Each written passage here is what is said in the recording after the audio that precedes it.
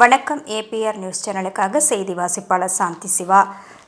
தமிழக அரசால் செயல்பட்டு கொண்டிருக்கும் பத்திரிகையாளர்கள் நல வாரியத்தை சீரமைக்க வேண்டும், தாலுகா அளவில் மாவட்ட அளவில் உள்ள பத்திரிகையாளர்களை நல வாரியத்தில் இணைக்க வேண்டும் என்று கோரிக்கையை முன்வைத்து திருவள்ளூர் மாவட்ட ஆட்சியர் அலுவலகம் முன்பு தமிழ்நாடு பத்திரிகையாளர் சங்கத்தின் தலைவர் TSR சுபாஷ் தலைமையில் கண்டன ஆர்ப்பாட்டம் நடைபெற்றது.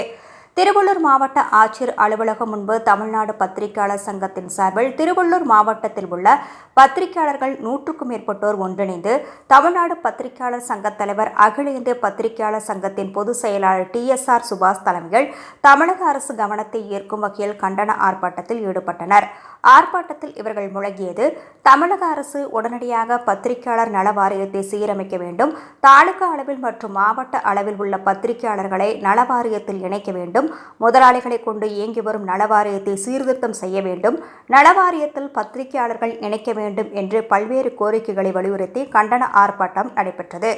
தமிழக அரசு கவனத்தை ஈர்க்கும் வகையில் இந்த ஆர்ப்பாட்டம் நடைபெற்றதாக பத்திரிகையாளர்கள் கண்டன உரை நிகழ்த்தினார்கள்.